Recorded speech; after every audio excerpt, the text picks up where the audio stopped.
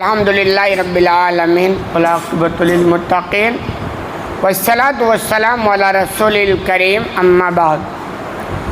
حدیث نمبر 3595 کے تعلق سے باتیں چل رہی تھی، جس میں کچھ باتیں ہوئی تھی کہ ابھی بیان کرتے ہیں کہ اللہ کے رسول صلی اللہ علیہ وسلم نے مجھے کچھ پیشین گوئیاں سنائی تھی، اور بات کرتے کرتے پھر آپ نے فرمایا اتقوا النار ولو بشقۃ تمرہ، کہ لوگوں جہنم سے اپنے آپ کو بچاؤ چاہے ایک کھجور کا ٹکڑا ہی خرچ کر کے کیوں نہ ہو۔ کہنا یہ چاہتے ہیں کہ زیادہ فکر اپنے آپ کو جہنم سے بچانے کی ہونی چاہیے، اور حقیقت میں ہماری زندگی کا مقصد ہی یہی ہے کہ ہم اپنے آپ کو جہنم سے بچا لے جائیں۔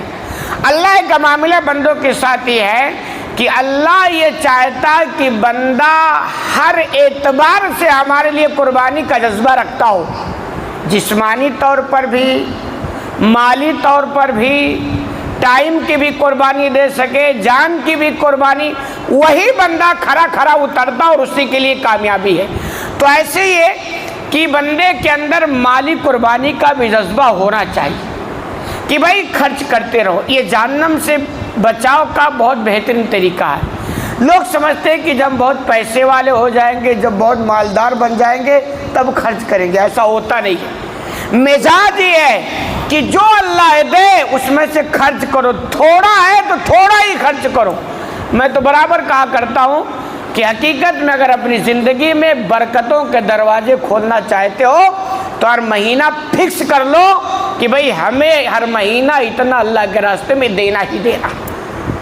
تو پھر آپ دیکھیں انشاءاللہ کیسے برکتوں کے دروازہ کھلتے ہیں۔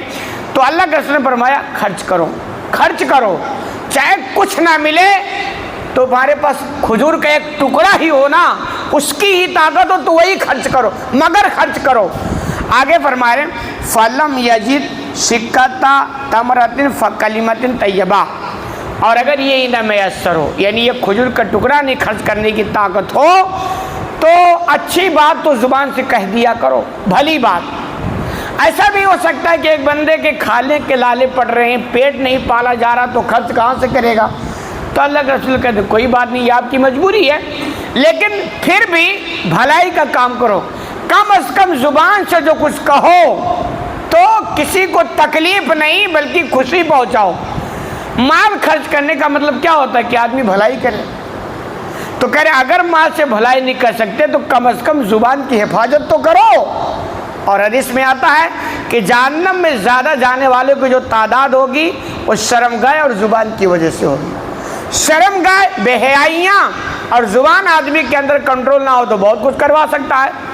تو یہ کہ جیسے کہا جاتا ہے کہ بھئی اگر کسی کو سکھ نہیں پہنچا سکتے تو دکھ بھی تو مت پہنچاؤ، نیکی کا کام نہیں کر سکتے تو گناہ کا کام کیوں کر رہے ہو؟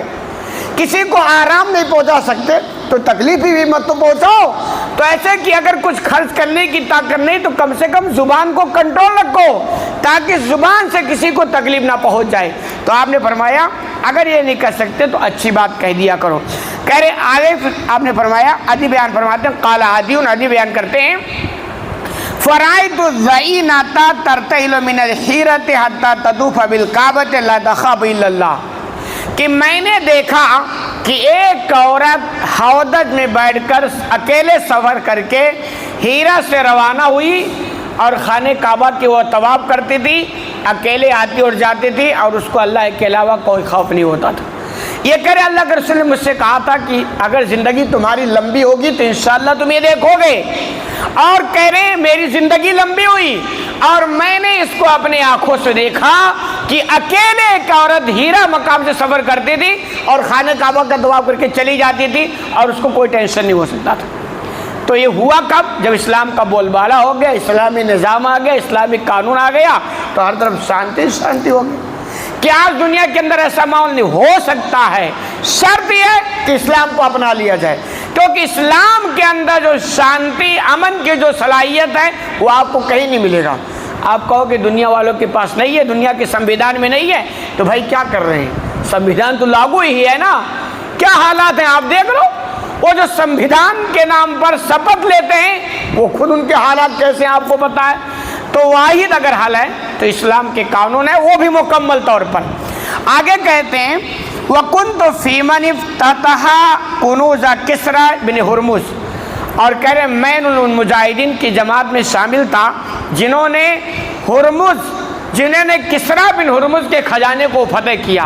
یعنی آپ نے ایک پیشن کو یہ بھی کہی تھی کہ ہرمز کے کسرا کا جو بادشاہ ہرمز ہے نا وہ ملک فتح ہوگا، خزانوں کے تم مالک بن جاؤ گے. کہہ رہے میں خود اس مجاہدین کی فوج میں شریک تھا جنہوں نے اس ملک کو فتح کیا اور خزانوں کے مالک ہو گئے. کہنا چاہتے ہیں اللہ کے رسول نے پیشین گوئی کی اور اس کو میں نے اپنی آنکھوں سے دیکھا. آگے کر وَلَئِن طَالَتْ بِكُمْ حَيَاتٌ لَتَرَوُنَّ مَا قَالَ النَّبِيُّ صلی اللہ علیہ ما قال النبی ابو القاسم صلی اللہ علیہ وسلم یخرج ملا کفین.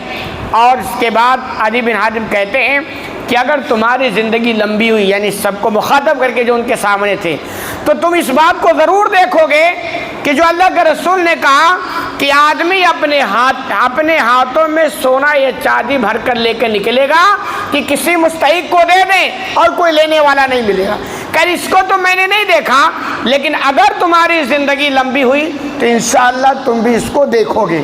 اور عمر بن عبدالعزیز کا دور ایسا گزرا کہ لوگوں نے دیکھا لوگ اپنے مال کو خرچ کرنے کے لیے نکلتے تھے لے کر کے، لیکن کوئی لینے والا آسانی سے نہیں ملا کرتا تھا.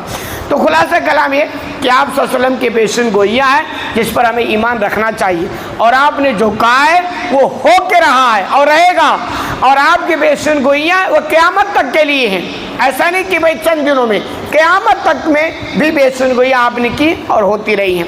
اللہ رب العالمین سے دعا ہے کہ الہ العالمین تو ہمیں کہنے سے زیادہ عمل کرنے کی توفیق عطا فرما.